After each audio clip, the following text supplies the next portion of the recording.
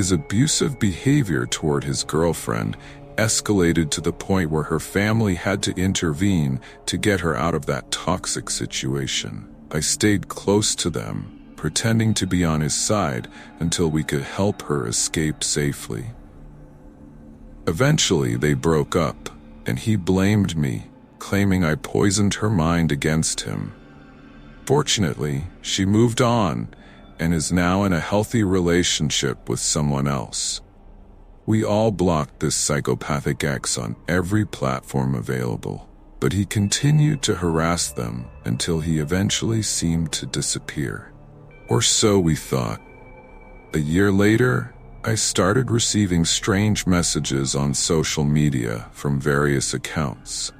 Each time, I blocked the account, but it became clear that they were all from him. Some messages were friendly, while others were hostile. But it was evident that all the accounts belonged to the same person.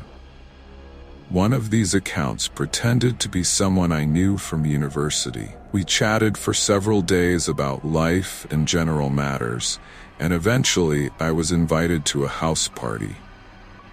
The account claimed the house would be empty, and many people would be attending, which sounded like an enticing offer. I took time off work and arranged all the travel details. In the days leading up to the party, I continued to communicate with this friend. One day, I mentioned the party to my friend's sister, who was interested in joining me. But when I told her the address, her expression changed instantly. She panicked because the address belonged to the crazy ex's father, who had the property up for sale. Feeling extremely anxious, I called the police and claimed there was a suspected break-in at the property. When the police arrived, they found 5 people inside the house, including the ex. What was even more terrifying was what they found outside. A butcher's van parked in front of the house, equipped for food storage, and inside they discovered knives, hammers, and ropes. That moment was indescribably horrifying. Then it happened again.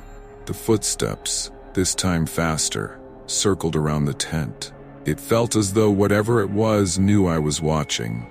I aimed the flashlight toward the sound, but the light revealed nothing, only more darkness. My breath hitched, and then the footsteps abruptly stopped, right at the entrance of the tent. Kodak barked sharply, his voice cutting through the eerie silence like a warning. "Dad?" I whispered louder, shaking him desperately. This time, he woke up, groggy and confused. "What's happening?" he mumbled, rubbing his eyes as he tried to make sense of what was going on. "Someone's outside," I whispered, my voice barely holding together. "Or something." He quickly sat up, the confusion in his eyes turning to alertness.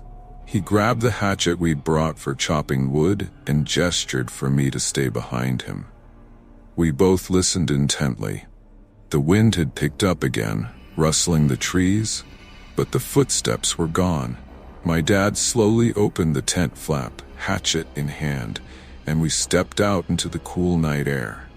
Kodak had already darted out, sniffing the ground cautiously, still on edge. We scanned the area. Everything seemed in place. Nothing out of the ordinary. But that feeling, that heavy, oppressive feeling, remained hovering over us. "It's probably just an animal," my dad said, trying to calm me down, though his voice was tight with unease. We gathered more kindling and got the fire going again. The flickering flames pushed back the darkness, but not entirely.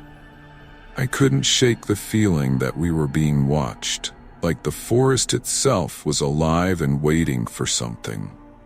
We sat by the fire for a long time, not saying much. My dad tried to reassure me with a few jokes, but I could tell he was just as uneasy as I was.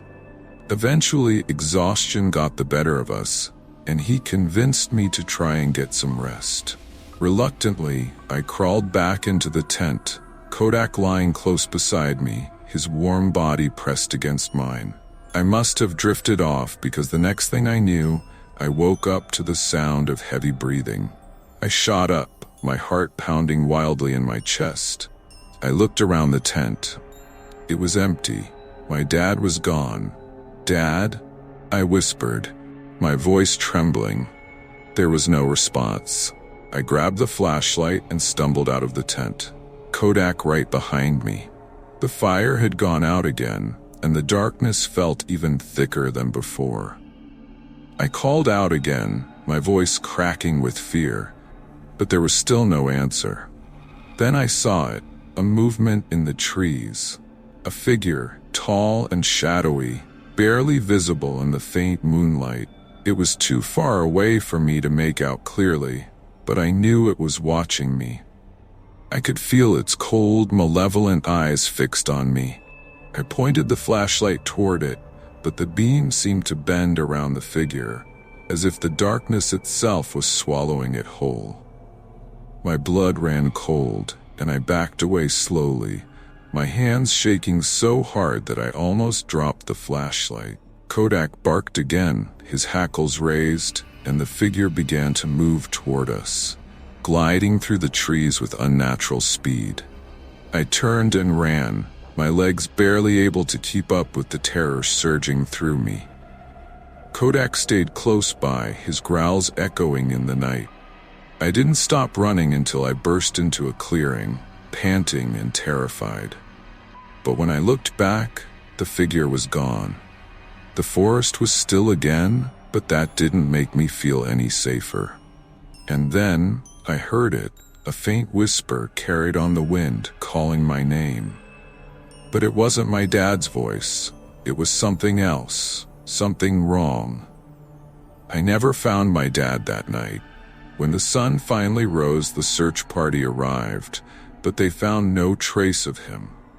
No footprints, no sign of struggle, just an empty tent and a dying campfire. To this day, I don't know what was out there in the woods that night, but I do know one thing for sure.